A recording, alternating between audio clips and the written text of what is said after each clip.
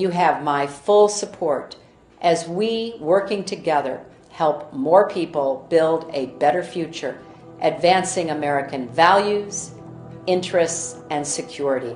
Ah yes, the United States, land of the free, a country that loves to lecture the rest of the world about rule of law and justice, while we point our fingers and tell other nations how they should act. Yes, we came, we saw, he died. Of course, we have to recognize the massive irony in all of this.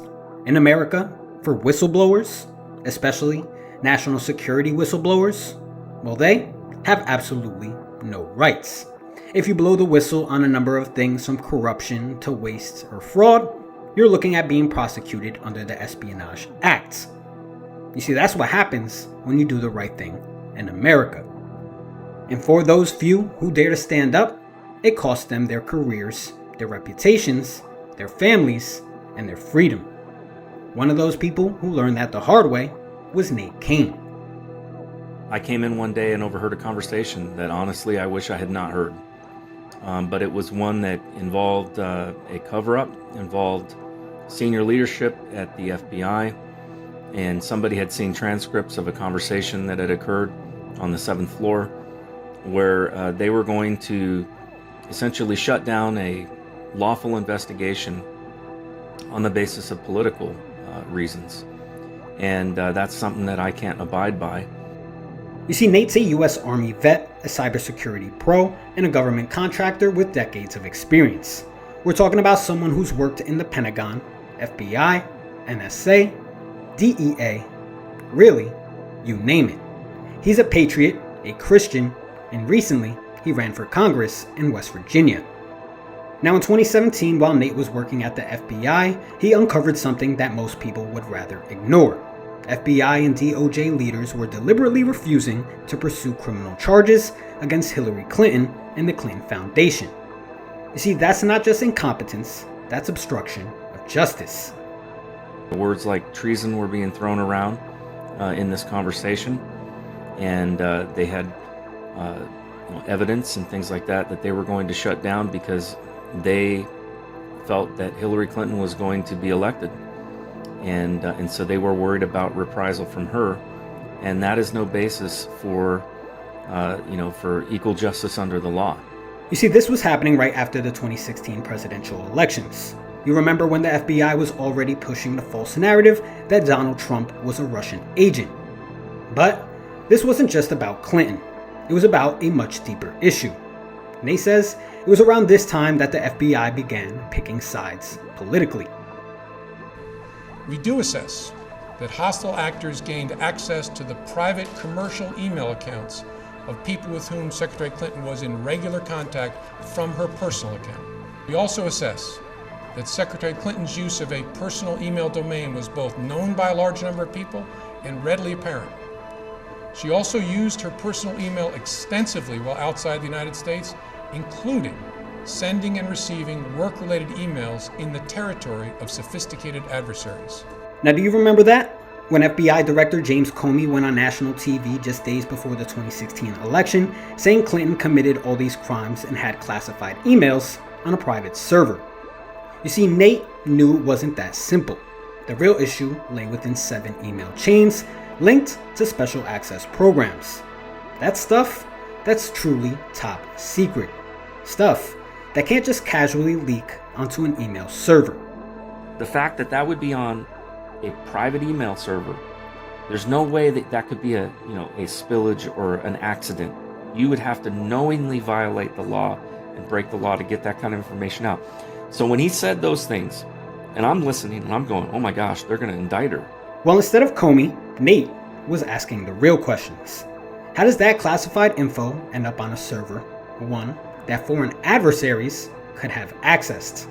According to Cain, it's simple. Hillary Clinton wanted it there.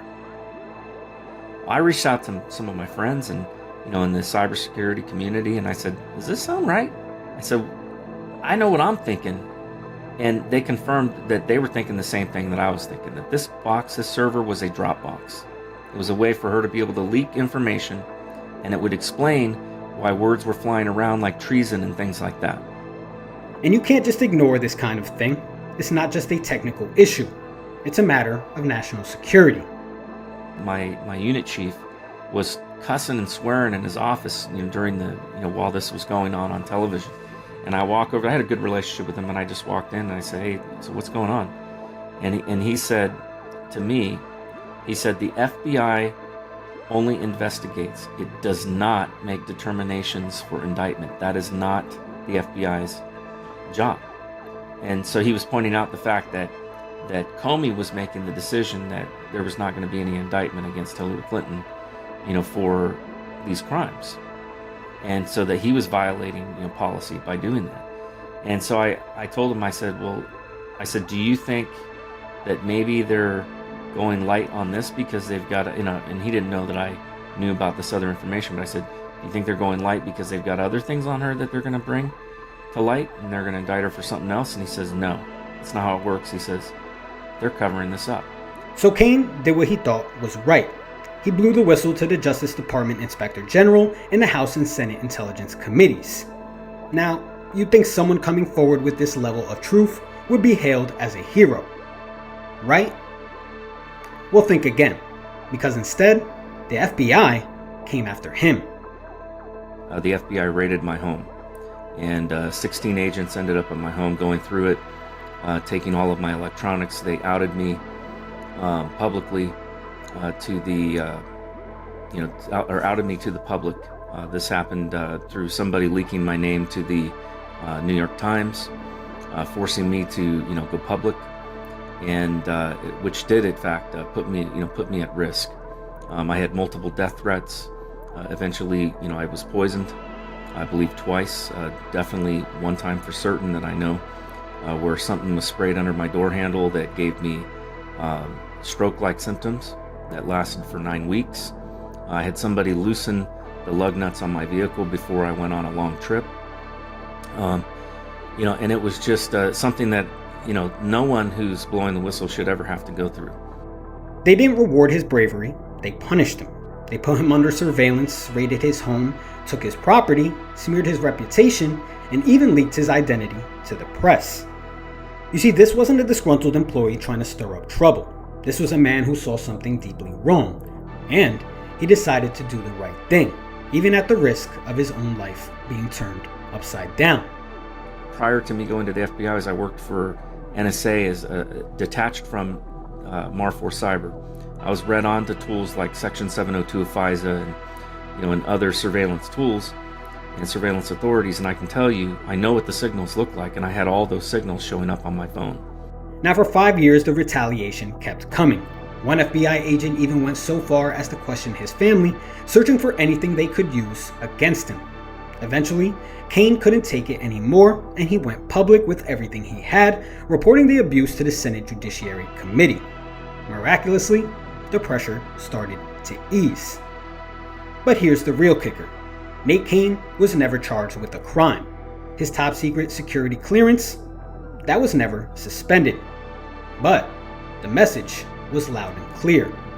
The government's goal was to destroy him professionally, financially, and personally.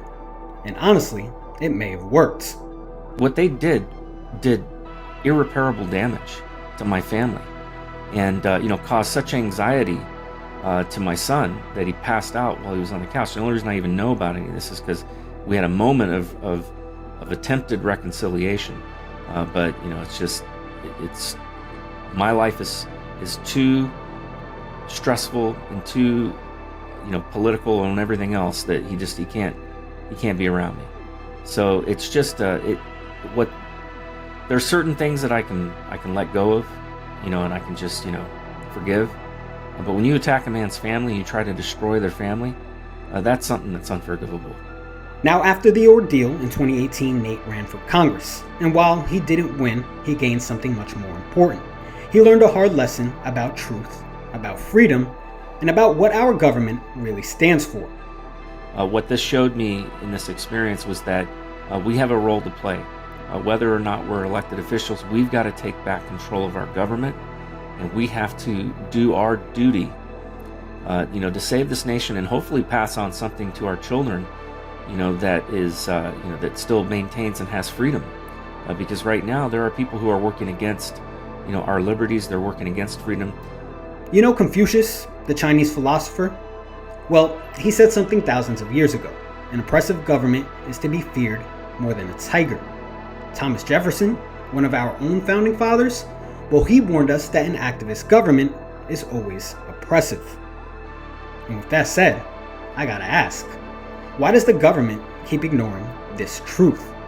Why do they keep thinking they are the solution when in reality, they're the problem? Now, I don't know the answer, but I do know this. We need more people fighting for the truth, just like Nate Cain did, so we can keep government honest. Because if we don't, we're all at risk of losing the freedom we claim to stand for.